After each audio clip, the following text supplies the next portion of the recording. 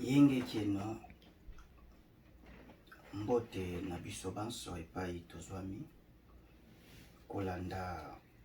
manaka bobomisano na kati ya Tata Ngunza TV. Wapi ya bino Tata Ngunza mosala ye tata apesi biso ya kolamusa pe kososolisa baindo lobiko na bango. Tokozongisa lisusu matondo na tata kela likolo na se, wapi oyo akaniselaki biso pe bongo kotindela biso molimo muyambo ya makasi pe ya moto na eteni ya Kongo na mabele ya Filika, wapi oyo misala na ye bandaki na mbanza nkamba ya biso mobikisi pe mokonzi Mfumu Kimbangu le bongo topesi matondo na yaki mpavita mopesi masakoli ya koya na bango kati na mabele ya Kongo pe bongo a Filika. Matondo pe bongo na biso bakoko wapi iye bakobaki kobundela lipanda na mabele nyonso ya baindo. Topesi bongo matondo na biso bakambi ya luyalu wapi iye batelamaki mpona komona ete ngonga ekokaki mito moyindo azwa destin na ye na maboko. De bongo topesi longoni pe bongo na bambuta Thomas Sankara, Bakwame Kuma, Mbuta Lumumba, baza bongo ebele Chamora Machel iye batelamaki na botata mokeli ekomona makambo na lolenge ya kokesana ki Occident aza lelo lokola donner de leçons ebele ya bakonzi ya luyalu baza bokokosa makasi bandakisa ezali ya mingi ya batelamaki kolakisa bosembo pe bosolo ya tata mokeli mpona biso baindo. Matondo pe bongo na ya biso ba scientifique baye oyo bongo bali komona makambo na lolenge elongo bani boelingi tata mokeli bayenge pe bongo mokaka kozwa te bongo kanisa pe bango bongo lokola moko ya biso ya baindo bongo Shekata Diop ya biso moindo moto mayele ngeta savant sénégalais pe bongo baye bakoma balwa mayantina kola bongo ya biso ba historien ya biso bongo pe bongo ba philosophe France Fanon pe bongo na bongo bazali ya mingi bandakisa na biteni biso na baindo bongo bazwami pe bongo bangunza bie bakobaki etumba na lolenge iye bongo sengelaki bango na kati na mpeva longo. Topesi bongo matondo bazali bongo ebele kasi lelo bongo toye lisusu epai na bino kolobela bino mai bongo abomisano ya lobiko loposo moyindo nde bongo tozali bongo kati na bilaka Mfumu Kimbangu bayenge na bino baindo ya biso bambuta mutu pe bongo ya biso bankaka baye bongo bakomi na 3e âge ya solo ndikingisa pe devoir na biso ezali ya kotalisa bilenge pene babiso tozala lokola ndakisa ya ndiatilu ya malonga pamba te bakopiaka ya malamu tozala ndakisa ya malamu bayenge na bambuta mutu banengwa pe bongo biso bilenge epai wapi topanzani mikili nyonso matondo na baindo oyo bapanzani mikili nyonso na kati ya mboka pe libanda ya mboka matondo. Lelo tozali bongo kolobela bayimboka baindo le 12 octobre wapi iye ibalani na mokolo ya lelo kasi wana toli kokanisa ezalaki bongo na 1951 wapi mvuluzi Mfumu Kimbangu ayaki bongo kotika nzoto ya musuni kobalisa yango na manaka ya bapaya bongo tozali kobalisa yango koloba ete Mfumu Kimbangu oyo bongo atelamaki na mbanza nkamba abandelaki misala na ye neteni ya Congo central actuel pe bongo akeye kosukisa na zone este eza bongo na ntina Fumu Kimbangu atamboli baboloko nyonso ya République démocratique ya Congo na ntina ete akangi lupangu na ye atako mayele mabe ya mongunya bakokoka te bongo kokabola to kobalkanize ntoto pe mabele ya mvuluzi Fumu Kimbangu ingeta ye bongo biso bakobi etinga ya etumba lobika loposo moindo toza bongo kondima bokasi ya Fumu Kimbangu eza mandelo ingeta nini elekaki na mokili na biso ya baindo pe bongo neteni ya Congo nde tolobi bongo eza manaka bapale 12 octobre na ngonga ya 15 to ya misato na nsima ya zanga ingeta kasi na manaka na biso baindo toza bona manaka na biso apo ezali bongo ntsona toza bongo mwa le 19 na mvula tete wa yambo l'an 131 pamba te calendrier oyo baindo tokosalela eza koprendre naissance na yango na mbotama ya Fumu Kimbangu. Nzoka Fumu Kimbangu nde bongo abotami le 9 mars 1889 nde mbotama ya Fumu Kimbangu. Donc calendrier zwi naissance na boye ya grand esprit ya baindo Fumu Kimbangu. Fumu Kimbangu alobela nyonso na mai otolingi kolobela lelo na prophétie na ye otoli bongo kotanga mikolo oyo ya Mbanza Nsanda le 10 septembre. Fumu Kimbangu alobaki nini yango tokota na mai oyo tozali bongo kolobela totolingi tolobela bino bana ya Fumu Kimbangu baindo ingeta na Mbanza Nsanda. Fumu Kimbangu amonaki mai oyo eza bongo koleka lelo oto akolobela bongo lelo kasi alobaki nini na prophétie ya Mbanza Nsanda kaka na 1921 le 10 septembre totangi na bandi tolakisaka yango mingi silabis maloba oyo Fumu Kimbangu alobaki batiango na lokasa to pe bongo na mikanda ye matondo nini. Fumu Kimbangu alobi nini na eteni ye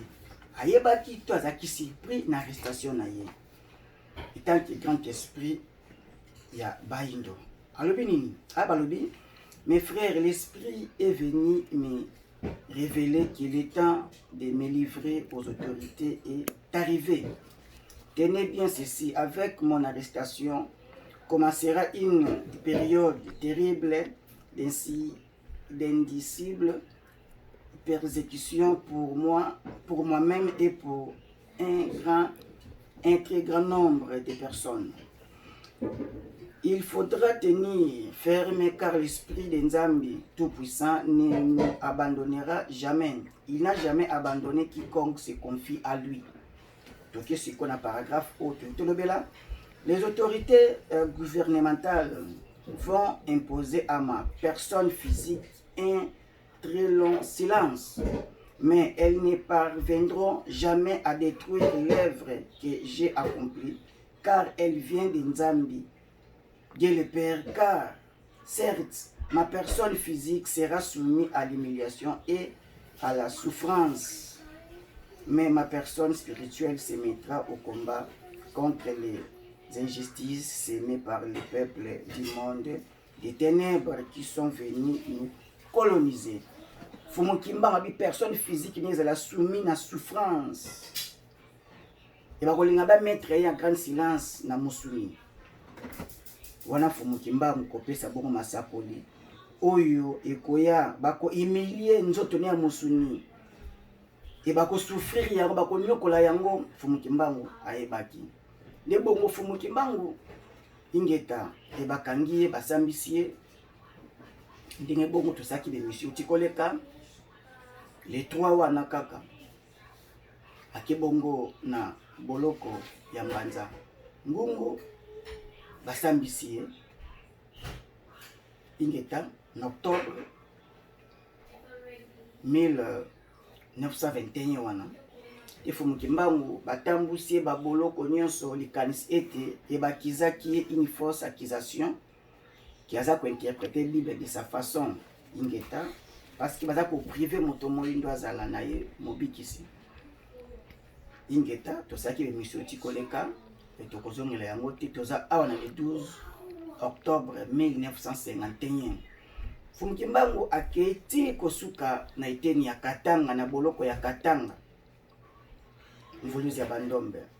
kasi komaki na Katanga Fumu Kimbangu yambo ya Katanga ezaki likanisi etre ba mettre fin na vie na ye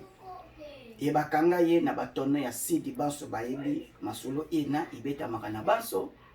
batie na tono asidi babwaki ni bale Fumu Kimbangu kaka na bomo e bakoki te ko détruire bakangi ye basinga na maboko na makolo babeta masasi e ezokoka te koboma Fumu Kimbangu e basala nyonso ya nyonso même batie na kuluzu lokola batiaka mobikisa bayuda e Fumu Kimbangu raya train eyaki na ba grimo wana banzete e baluka de raima salama bakoka te e Fumu Kimbangu bazongise yambo ya ngonga to ya bulingi na ye de bongo Fumu Kimbangu azali moto ya yambo kati na kozala na batu na mokili na biteni nyonso na barasi nyonso e moto oyo bakoki te bakoboma ye po Fumu Kimbangu babomaka ye te et kobebisaka nzoto wana te soki bosenga na ye moko te donc Fumu Kimbangu makoki o tata pesaki ye aza ya yambo kati na bato azwa makoki ena ya koyeba kobatela nzoto ne ya mosuni pe nzoto ya molimo kasi andimaki yango mpona nini pamba te état colonial belge instauraki système ose Fumu Kimbangu aye kotia na communauté te bongo na village moko état colonial akoya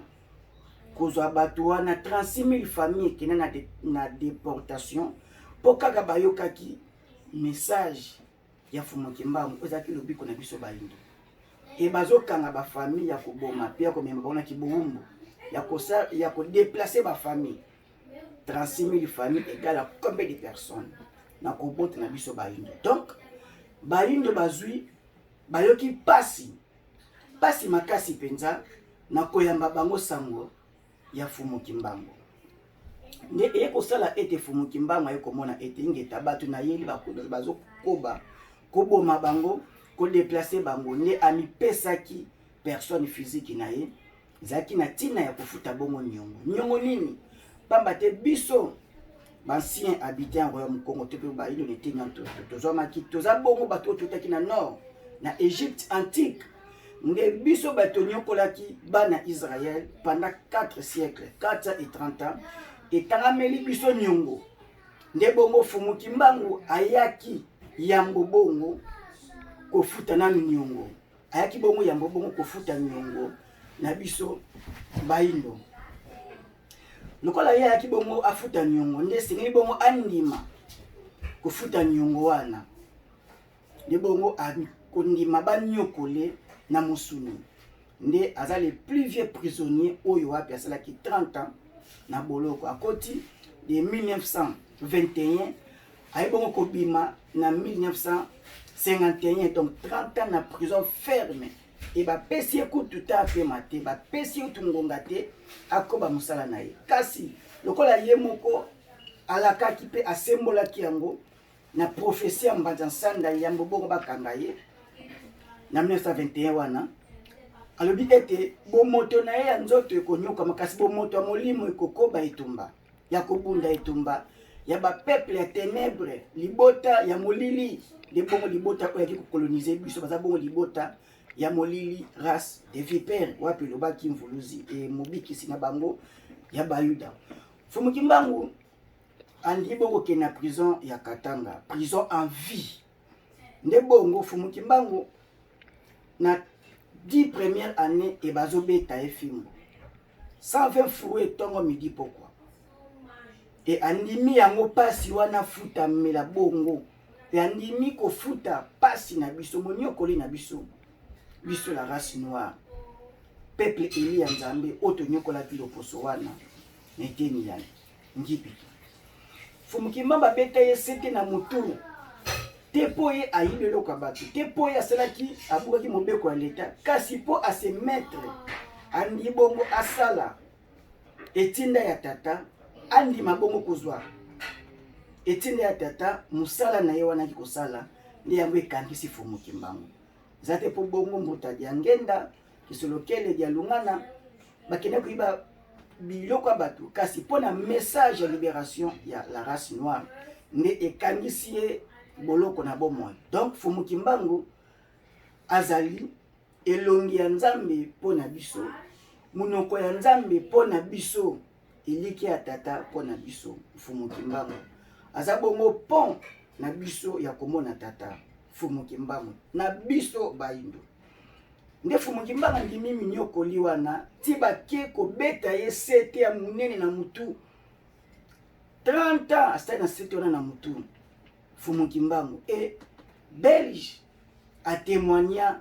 Fumu Kimbangu oye azali tako nanu bana na ye baindo baza nanu kozanga koyeba Fumu Kimbangu ya Fumu Kimbangu ya solo ingete eza bongo etumba ya biso bangunza ya kosolisa bino baindo na ngonga eza nanu tango epesameli biso nanu etoyeba bongo Fumu Kimbangu kati na biyamba ya bokoko wapi kati na religion africaine oyo toza bongo kosala lolenge nyonso sango ekomela bino baindo.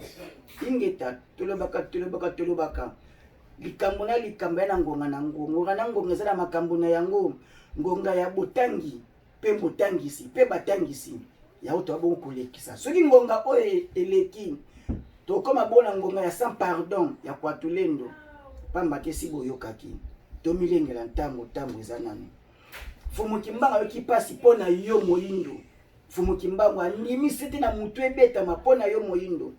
E Fumu Kimbangu ti bake na kozwa machete kokata ye kobeta ye fimbu na machete lokola bazo papa ngola to pe bongo nyama mpo na yo moyindo. E batimola libulu penza batie mai ya mungwa e bazozindisa ke na mai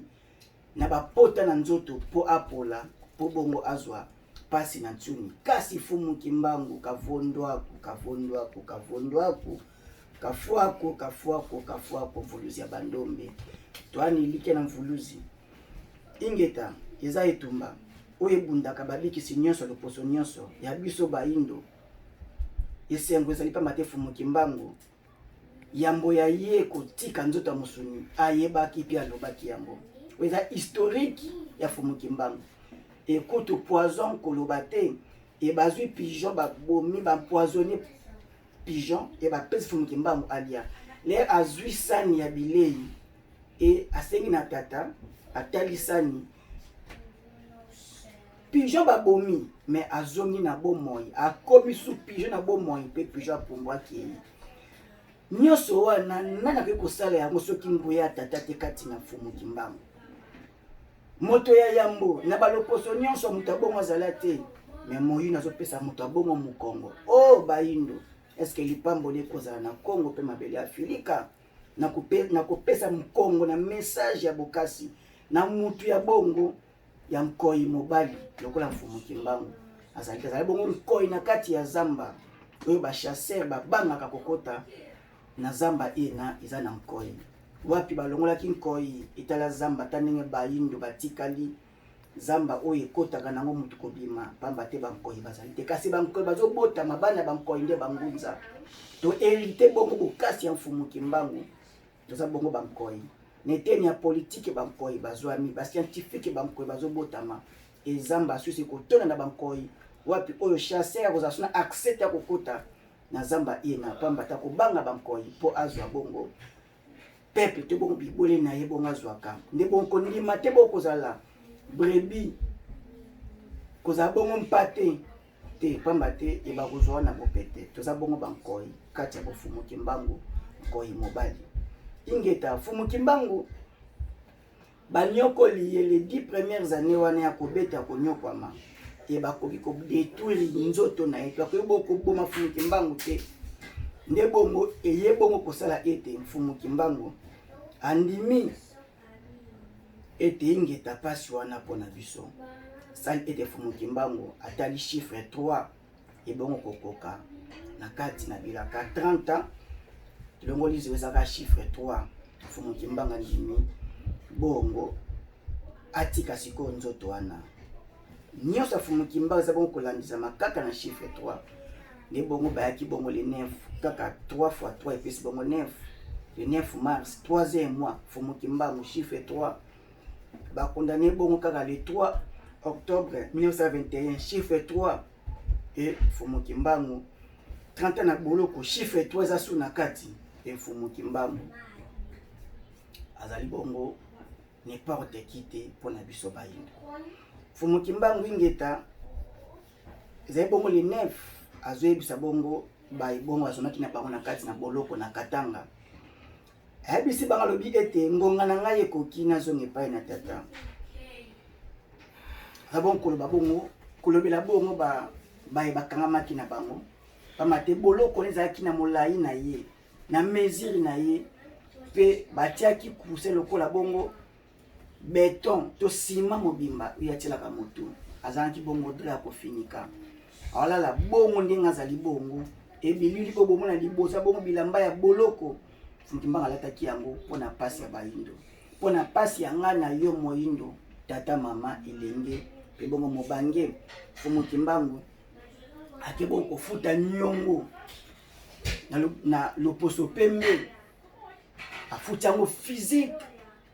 et spirituel wapi oyo azwi accès ya kozwa fungola ya kofungola la biso bakoko oyo bakangamaki na mokili ya bapaya pamba te na réalité moko kokufa na religion étrangère na religion chrétienne islam bouddhisme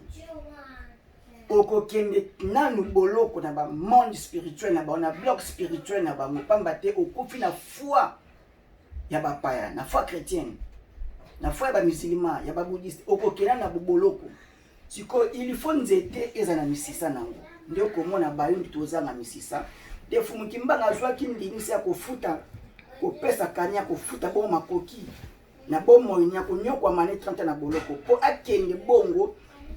ko libérer ko délibérer ko fungula ba boloko ko senga milima bayindo ezo na bloc spirituel na biso ndio komona ete ba l'indépendance eyekoya après 1921 après 51 fumu kimaki ko fungula ba koko ya ba nation nyonso ya bayindo ba koko nyonso ya ba royaume bayindo e ba bongo kozonga e ba bongo kolata bala na bango po ba senga indépendance sans fumu kimbangu mbe Afrique eza indépendante po bozo soutien spirituel wapi po bobundisa loposo pembe po botelama donc soki kwame kuma atelamaki aza bongo molimo moko na libota na bango o fumu kimaki na ko libérer omoni ko libérer bongo aye alati ye pe bongo aye kolata makomona ete indépendance za bongo crucial eza bongo na motu ya bayinde bo bazwa indépendance donc fumu kimbangu afutaki prix monalo poso pe na boloko occidental po délibération po ko bima ba prisonnier noir et salama donc yo moyindo ko kufa na foi chrétienne na kati ya islam na kati ya bonzamba bapaya oza bongo esclave famille spirituelle famille physique na yo et kozanga soutien spirituel ata riche akobimati ata muta valeur akobimati na bayindo akozala te pamba te bokozanga soutien nini tout ce qui est physique ça vient de l'esprit wande commencement ebandeli nyonso utaka na molimo ndiaka na musuni de fumu kimba wa pazali mo konti mo bikisa ba ni pa biaki prix na ye bomo na ye anyokoli nzoto ya musuni 30 ans privé komona bana na musuni mwasi na ye pona pasi ya bani po s'engager na combat spirituel oyo to bon koko ba biso bangunza eza bongo pasi na yo tata mama ozana na foi chrétienne mais ozolanda sango oyo yeba ete kozonga na mokila molimo réalité oyebeli yango esclave ta eza compter na bango ta yo saleli bonza bapaya ezala kuna fois combien oyo bokende bongo kosala bopaya e bali bakotikala bibwele ya pamba nzete bongo ezani misisa suka nango nini yekola na mopepe nde bongo continent africain eza bongo en échec pamba te tozanga soutien spirituel bakoko na biso bazate bankulu na biso bazate mais chance fumu kimbanga bimisaki bango nde bongo tutoloba ete tozwaki indépendance na soutien spirituel na monde spirituel ndenge baye kobima ye balati baluki mécanisme bapesi indépendance balati bana bango bandombe indépendance na Afrique ezali bongo non voulu na état colonial elindimamaki te nde tozwaka yango penza ya kobotola ya kosenga na kotelama na prix du sang grâce ya Mfumu Kimbangu te bongo Mfumu Kimbangu abimisi nzoto na ye e azoloba bongo ti akomi le 11 alobi ete ingeta na ngonga ya lobi le 12 toujours chiffre 3 pamba te 1 à 2 ou plus c'est 3 chiffre 3 ebandeli bokoli bokokisi chiffre ya complice madame Mfumu Kimbangu azali bokokisi ya botata mokeli kati ya bayindo likoki ya botata mokeli kati ya bayindo Mfumu Kimbangu wapi oyo un curé Jean-Marie Vanet etopesaka livre wana tolobaka mo mito wana copie ya livre wana ya église kimbangiste totangaka paragraphe moko oyo curé wana catholique Jean-Marie Vanet parce que reconnaître dans référence nango le soleil apparaîtra église kimbangiste zaki bona édition oyo ebimaki ya 1999 na page 10 à 11 tolobaka eza bona authenticité nango ezali tokendi bokene lukango tokomona yango un curé catholique ezali bona occasion ya mariage ya mama Kamapasiko na Bruxelles makomia na bakoma yango nde tozotangela bino yango mpona komona monene ya mobikisa bayindo Mfumu Kimbangu alobi nini alobi tant que vous allez les méconnaître sachez-le que l'Afrique ne s'en sortira pas. Ce n'était pas un homme ordinaire, c'était un envoyé divin qui est venu spécialement sauver votre race. Wana catholique mundele belge. Ce que vous avez ba mona Mfumu Kimbangu na royaume na bango aya azwaka avion puis passeport wapi. Mfumu Kimbangu bakangé na boloko kasi personne spirituel na ye. Mfumu Kimbangu azobima na Matadi, azobima na Congo Central, azobima bongo na Bandundu, azobima bongo na Mbandaka et na tous les provinces. Mfumu Kimbangu amonana na batu wana aza na boloko azoteya eba kokanga ye babi botale kuna bimi boloko botike nini bataye bamoni alali kaka esika batikelaka ye mais bamoni Mfumu Kimbangu apanzanaka par-ci par-là côté ya sanga Mfumu Kimbangu côté ya sanga lobiko loposo moindo bakokanga bakoyana ya zoni bomoko massive wana no esalamati na mutu moko ya mokili oyo abotama nzoto mwasi na nasala bikamu wana te soki ya biso mobikisi te Mfumu Kimbangu wapi po toyakana eliki ya Mfumu Kimbangu makasi koleka pamba te tata mokili apesa biso likabo ya bokasi molimo ya yambo ya bokasi na kati na bato bazala Mfumu Kimbangu ayambo ingeta Mfumu Kimbangu asali musala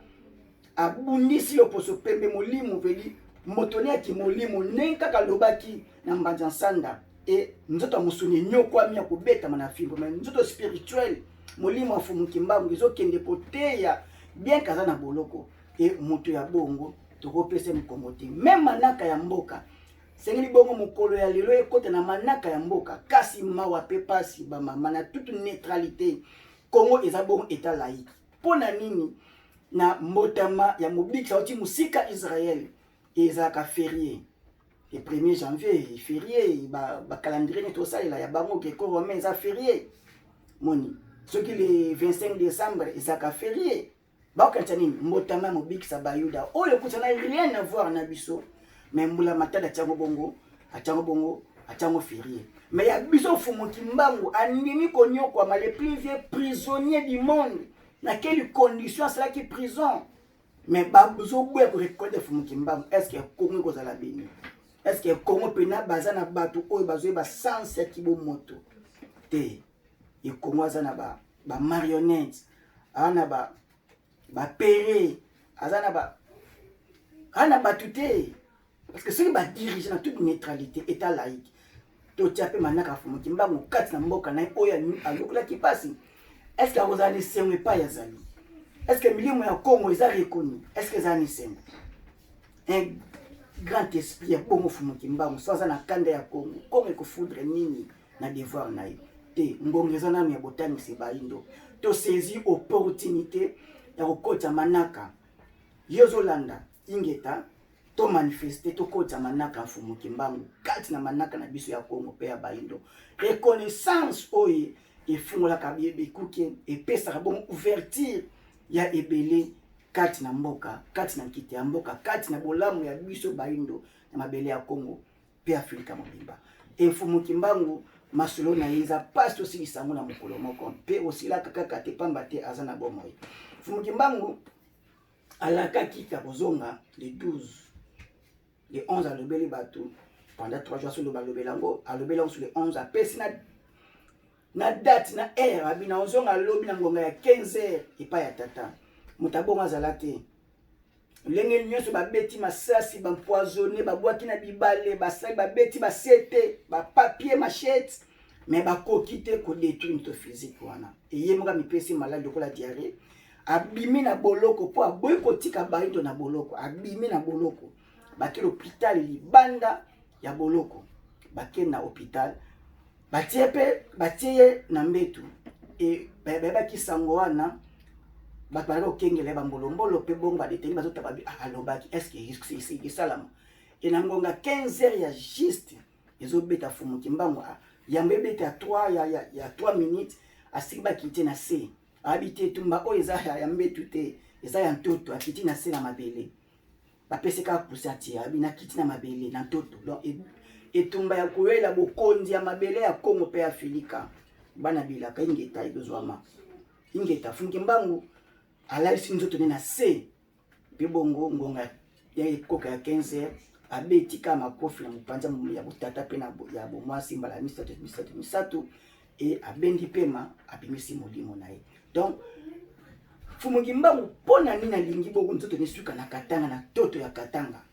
ingeta secret minéré tokobeta ngo mikolo bongo ezali koya nzoto Mfumu Kimbangu minéré ya Congo Mbuta Lumumba sous na zone kaka ya este etuni ya ba grand esprit minéré ya Congo ingeta ekosilaka te masolo Mfumu Kimbangu bongo ngongo eza biso mokie pe mokuse eteba ete Mfumu Kimbangu aza bo motindami ya tata pona baindo kozanga bongo kweba Mfumu Kimbangu nanu toyebi nzambe te epo toyeba nzambe fo toyeba bongo sanga Mfumu Kimbangu ya Mfumu Kimbangu aza nani pona biso aza bongo nzela solo pe bomoi aza bongo pont po toleka na tata nde bongo wapi ya Mfumu Kimbangu so kofungola biso mapamboli pe bongo kobotisa bana ya bilaka ba génie créateur bakobotama e basava po pasi ya Congo pe pasi ya Afrique ezaka moko toza privé na connaissance ya fabrication pe création nezo bota biso pauvreté nde ba matière première na biso kende boza la raffiner produit fini na libanda po tozangi milimo ya mayele bambasi ya mayele batu ya mayele e bakobota makaka na ndingisa Mfumu Kimbangu mofungole kuki kwa simbi fungola lobiko loposo moyindo maton tata mama tokobaka kaka sa Mfumu Kimbangu po ya mundi lobiko ya baindo sika bongo zwa mebeti yo libako susio motema za bongo na tina bozoba ebi malopote ebi mande bosolo pe bongo longinga Mfumu Kimbangu ngengela bana bilaka na diaspora partout tozali iloka Mfumu Kimbangu esi ekoki yo moindo yeba oyo Mfumu tata mokeli nzamba tinda pona yo Mfumu Kimbangu ya kimpafita balongo pe bakoko kiboindo nde tozona kiboindo po toza boindo wapesika ilonga na biso pe bokasi ya baindo.